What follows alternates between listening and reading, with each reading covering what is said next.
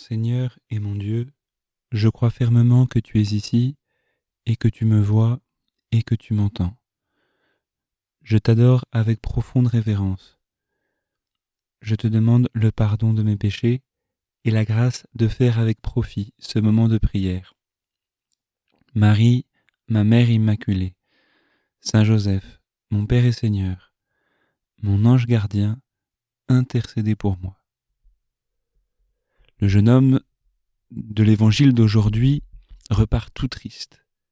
Il avait posé une question magnifique au Seigneur Jésus, un peu comme un enfant pose une question à sa maman, comme un élève pose une question à son maître, ou comme un jeune sportif demande à ceux qui l'ont précédé, mais comment fait-on pour gagner la médaille olympique? Comment fait-on pour gagner le championnat?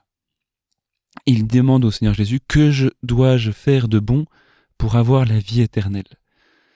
Cet homme-là est extraordinaire, il a compris que la plus grande chose au monde, c'est d'avoir la vie éternelle. Et il demande au Seigneur Jésus, que dois-je faire de bon? Que dois-je faire de bon? Et il l'appelle maître. Et il a bien compris que Jésus est le maître. Nous avons tous besoin d'un maître sur cette terre. Toi comme moi, nous avons besoin d'un maître.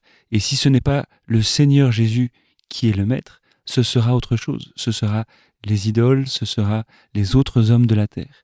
Et bien souvent, nous ne savons pas à qui poser nos questions. Nous allons chercher les solutions dans les livres et nous passons des mois, des années, des dizaines d'années à rechercher des solutions dans les livres et nous ne les trouvons pas. Peut-être trouves-tu ou cherches-tu la solution dans les médecins et on consulte un tas de médecins de tout type, que ce soit le médecin du pied ou de la tête, le médecin de l'esprit ou du cerveau, et on ne trouve pas non plus les solutions. Et puis on va consulter les philosophes. Pourquoi pas? Et on cherche dans les philosophes depuis Aristote jusqu'à saint Thomas d'Aquin, depuis Cicéron jusqu'à Nietzsche, etc. Et on cherche les réponses à nos questions. Et nous portons un tas de questions dans notre cœur auxquelles nous ne trouvons pas de réponse. Les questions sur notre passé, les questions sur notre présent, les questions sur qui nous sommes, les relations avec nos parents, les relations avec nos amis, et on ne trouve pas de réponse. Mais ce jeune homme riche nous enseigne une chose, c'est que en Jésus, on trouve la réponse. En Jésus, on trouve le Maître, celui qui peut nous enseigner, qui peut nous donner les réponses au bonheur. Comment trouver le bonheur? C'est ça, au fait, la question de fond qu'il pose. Que dois-je faire de bon? Comment obtenir le bonheur? Quel est le moyen pour obtenir le bonheur? Et un bonheur qui ne passe pas. Ce n'est pas la pierre philosophale qui va te donner un bonheur éternel, c'est ce que je vais faire de bon qui me donnera la vie éternelle. Que dois-je faire de bon pour obtenir la vie éternelle? Quel est le chemin du bonheur? Quelle est la clé du bonheur? Et celui qui a la clé du bonheur, eh bien, c'est mieux que qui veut gagner des millions, c'est-à-dire qui trouve un succès assuré. Celui qui a la clé du bonheur, il est assuré d'être écouté par des dizaines de millions de personnes qui veulent trouver le bonheur sur cette terre. Et d'ailleurs, c'est pour ça que tu fais la plupart de tes choix. On n'agit que parce que on recherche le bonheur et on pense qu'on y trouvera le bonheur. Quand, par exemple, au lieu de travailler, tu passes ton temps à regarder un film ou à perdre du temps sur Internet, YouTube, Instagram, Facebook, etc. C'est que tu cherches un bonheur là et tu penses le trouver là, ton bonheur. Quand tu sors avec tes amis au lieu de t'occuper de celle ou celui que tu aimes, quand tu vas dépenser plus d'argent que tu n'en as ou que nécessaire dans des biens matériels, c'est que tu penses y trouver là le bonheur. Tu penses que le bonheur te sera donné par ces choses-là. Et peut-être que tu y trouveras un certain bonheur, un bonheur passager, mais est-ce que ce bonheur restera? Est-ce que c'est un bonheur qui sera durable? Est-ce que c'est un bonheur qui demeurera quand tu iras te coucher, par exemple? L'autre jour, il y avait quelqu'un qui me disait « C'est fou, avant j'avais tout ce qu'il fallait et j'étais pas très heureuse, et maintenant, le soir, je me couche après avoir travaillé avec mes mains toute la journée, j'ai eu froid, il n'y avait pas d'eau chaude dans la maison et j'ai pas beaucoup gagné ma vie, voire même pas du tout, parce que le travail que je fais aujourd'hui est bénévole, et je suis bien plus heureuse, je me couche heureuse. Et donc on voit bien que la question du bonheur est une question qui nous préoccupe, et qui nous travaille, et qui influence énormément nos décisions quotidiennes.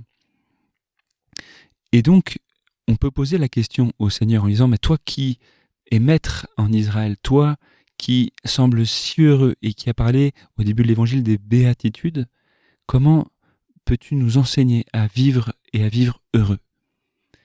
Et le Seigneur répond, et il te répond à toi. Et c'est important que tu lui poses la question dans ton cœur, que tu dises, Seigneur, que dois-je faire de bon pour avoir le bonheur? Quel est mon chemin de bonheur? Quel est le moyen que tu as préparé pour moi pour que je sois heureux et pleinement heureux? Parce que c'est pour ça que je suis fait sur la terre. Et il faut bien en avoir conscience. Parfois, les messages de ce monde nous font croire qu'on n'est pas fait pour le bonheur ou que le bonheur n'est pas pour nous. Je connais des personnes qui y croient à cela, qui croient qu'ils n'ont pas le droit d'être heureux, que c'est pas pour eux, qu'ils sont trop compliqués. Ils regardent leur passé, ils disent mais j'ai trop souffert, je peux pas être heureux. Ou ils regardent leurs propres défauts, ils disent non, moi je peux pas être heureux. Ou ils regardent les fautes qu'ils ont fait même parfois. Ils disent vu ce que j'ai fait, je n'ai pas le droit au bonheur. Mais ça c'est un mensonge. C'est un mensonge que le démon, le monde ou nous-mêmes met dans notre cœur et fait que nous y croyons. Mais le Seigneur dit non, non, tu es fait pour le bonheur, tu y aspires, c'est cela que tu portes au plus profond de toi-même. Et tu as le droit d'y croire. Mais attention, si tu veux y croire vraiment à ce bonheur éternel, à ce bonheur qui ne passe pas, à ce bonheur plein et entier, tourne-toi vers le maître du bonheur, vers le maître des clés, vers celui seul qui peut t'indiquer le bonheur et le bonheur absolu. Et c'est pourquoi il te répondra, il dit, pourquoi m'interroges-tu sur ce qui est bon? Nul n'est bon, c'est Dieu et lui seul qui est bon. Et donc, toi tu te dis, bah oui, c'est vrai, il n'y a que Dieu qui est bon. Le seul bien absolu, c'est Dieu. La seule chose bonne par excellence, c'est Dieu. Parce que toutes les bontés que l'on croise dans la nature cet été, la beauté des montagnes, la beauté de la rosée qui tombe doucement de l'herbe le matin quand tu t'assieds dans les champs et que tu regardes la création, la bonté des bons repas dont on profite particulièrement pendant l'été, la bonté de l'amitié, la bonté du fait de respirer, toutes ces petites bontés simples et quotidiennes dont le Seigneur veut que nous profitions, elles sont l'image de la bonté infinie de Dieu. Mais lui seul est vraiment bon. Tout le reste n'est bon qu'en relation avec lui. Tout le reste n'est bon que par rapport à lui. Tout le reste n'est bon parce que il a été créé par lui qui est infiniment bon, qui est le seul bon, le seul bien, le seul parfait. Mais cependant, nous avons du mal à y croire. Et alors nous restons attachés, un peu comme ce jeune homme qui avait de grands biens, Nous sommes attachés à ces petites bontés-là. Et nous avons peur de les perdre. Nous avons peur de perdre toutes ces petites bonnes choses au profit de la bonté même. Et c'est pourquoi ce jeune homme, alors que le Seigneur a répondu à sa question, si tu veux être parfait, va, vends ce que tu possèdes, donne-le aux pauvres, et tu auras un trésor dans le ciel. Puis viens, suis-moi. À ces mots, le jeune homme s'en alla tout triste, car il avait de grands biens. Le Seigneur ne te propose pas un bonheur passager, il te propose un bonheur éternel. Il ne te propose pas des trésors terrestres que la rouille pourra corrompre ou la mort pourra enlever, mais il te propose un bonheur éternel. Il te propose un bonheur éternel. Il te propose sa bonté même. Garde-moi, mon Dieu, j'ai fait de toi mon refuge. Je n'ai pas d'autre bonheur que toi. Mais comment pouvoir arriver à dire « je n'ai pas d'autre bonheur que toi » ? Comment pouvoir arriver à dire de tout son cœur, de toute son intelligence, de toute sa volonté, avec toute sa sensibilité, avec toute ta personne « je n'ai pas d'autre bonheur que toi » ? Toutes les idoles du pays, c'est Dieu que j'aimais, toutes ces choses dont je faisais des idoles, tous ces biens qui sont des bonnes choses, encore une fois, mais dont je faisais des idoles auxquelles j'accordais trop d'importance, ne cessent d'étendre leur ravage, et l'on se rue à leur suite. Et moi je me rue à leur suite comme le jeune homme riche. Eh bien comment me sortir de tout ça ? Comment ne pas m'en aller tout triste et m'attacher au seul bien? Comment ne pas m'en aller tout triste et pouvoir dire au Seigneur, tu es mon seul bonheur? Le Seigneur y répondra dans l'évangile de demain. Le Seigneur y répondra par sa croix. Laisse-le te l'enseigner. Regarde, continue à lire l'évangile et tu verras qu'il y répond, que lui peut te donner, lui seul peut te le donner, de vivre et de vivre heureux. C'est pas qu'une question de savoir où est le bonheur, c'est une question d'être sauvé, d'être sauvé. Lui seul peut sauver notre bonheur, lui seul peut te sauver et sauver ta soif de bonheur que tu portes en toi. Avec la Vierge Marie, ta mère qui t'accompagne et qui porte les désirs que tu as dans ton cœur jusque dans le cœur de Dieu. Je te remercie, mon Dieu, des bonnes résolutions, des actes d'amour et des inspirations que tu m'as communiquées dans cette méditation. Je te demande la grâce de m'aider à les mettre en pratique.